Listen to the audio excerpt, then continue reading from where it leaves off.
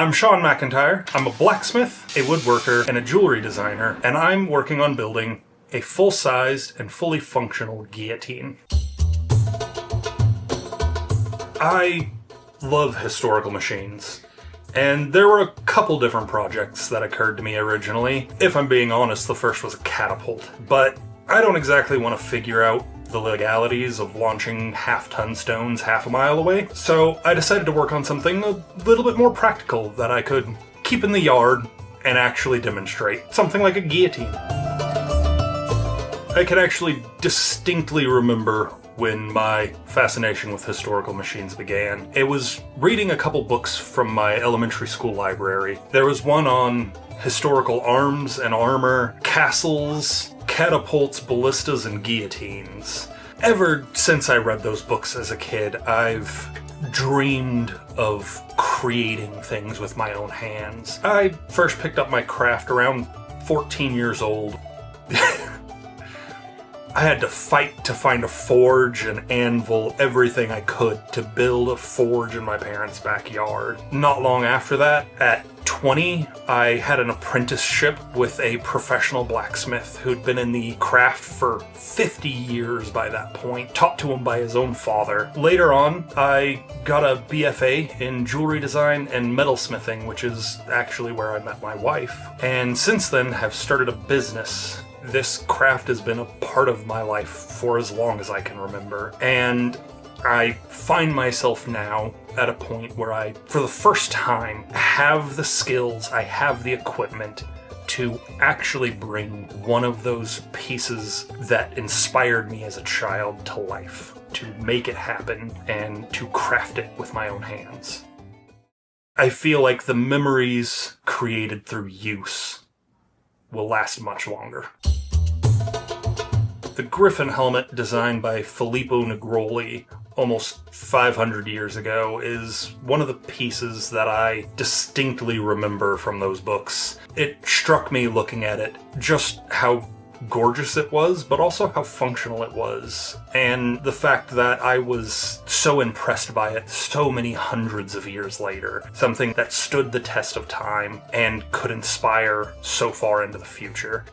Making something functional is important because it has a meaning of its own. Something as simple as a table, your kids are going to remember having their first birthday at it, eating dinner with the family around it. 3 centuries from now, it could be passed down with family after family's memories behind it. That's something I want to do with my craft. I want to create things that can survive the ages, that can live past me. Even if nobody remembers my name, they'll be putting things I made to use.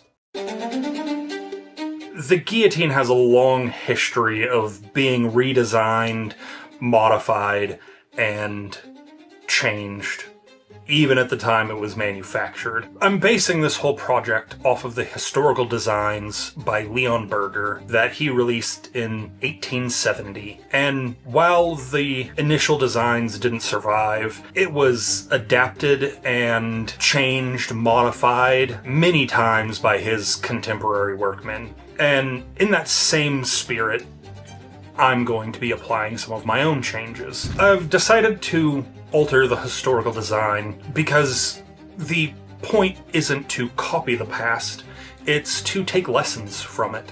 It's to bring that passion of craftsmanship to the modern day, and that doesn't mean we have to stick completely accurately to everything they do. We can put our own spin on that. I would love to see that sort of historical craftsmanship make a return. Sure, I could build a guillotine using nothing but modern materials, and it'd look like some hunk of machinery in a factory somewhere, but we need more of that old-timey artistry.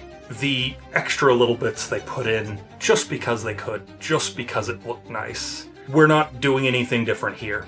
They used what they had at hand to make the best version they could, and I'm just doing the same thing. I'm taking our modern capabilities, our modern equipment, and I'm still sticking to the heart of the original design while making the few changes I can to make it more functional, more durable, and just a better machine in general that fits with our capabilities now. Because that's the big thing to me. It's why am I sticking at all to the historical accuracy? Because those people knew how to make beautiful machines. They knew how to make something with both form and function. The original design for the guillotine was made by a piano maker. The machines they made back then weren't just about function, they cared about the form too. And I want to carry that into the new design. The attention to detail and aesthetics. This isn't just a scale model based on the original designs. It's an almost exact replica. It's going to stand at about 14 feet tall, blade almost 2 feet wide, close to 100 pounds, and crashing down with 80,000 pounds of force. The original designs had issues with the blade getting caught on the way down, smashing the machine apart when it hit, and quite frankly, the safety of the people operating. That's all I'm really looking to change. To implement a rail system that keeps it from tilting and catching, to replace the springs with hydraulic dampers to prevent it from tearing itself apart, and adding a couple of safety features to make sure myself and anyone assisting me with the project stays safe. More than that, I want to ensure everyone that no living thing is going to be hurt.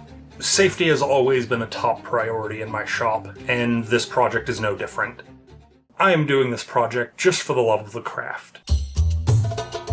I have the skills and the equipment necessary to see this project through. When people see the machine for the first time, I want them to get excited to know how it functions. Most modern machines are boxes of wires and programming, but these historical devices, they have clicking gears, pulled ropes. You can watch them function. You can puzzle through how and why they work just by looking at them. And I think that's what excited me originally, and something I think will excite others, and especially help get other young people interested in physics, machinery, creating, craftsmanship.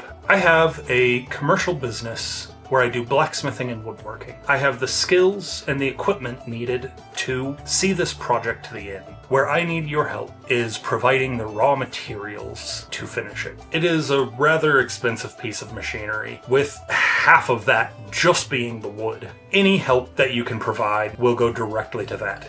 The initial goal of $6,300 is just for the raw materials. Once we hit that, it ensures that this project can be completed and I can build the guillotine. Of course, my first priority is to my business and ensuring that my family is fed. With that in mind, if we manage to get to the second goal of $8,500, that will allow me to treat the guillotine as my full-time focus, ensuring that it gets built faster and more efficiently, and start making exciting content to share with you. I plan to film the entire build process so that you can watch it in real time, so that you can learn the history of the machine, see it in action, and hopefully start traveling with it and doing live demonstrations as well. For me, this is my chance to take something that inspired me as a kid, that made me want to pursue my craft and my career, and built who I am today, and to share that with you, to hopefully inspire that same desire to make, to create, to build in another generation. With your help, we can make this project a reality. And not just for me, for everyone. Even just your support in the comments and sharing the video can help so much. I appreciate you sticking around so long, hearing me out, and anything you want to do to support. Further details about the project will be listed down below, and if you have any further questions or clarification, feel free to reach out to me personally, and I will try to respond to everyone who gets in contact.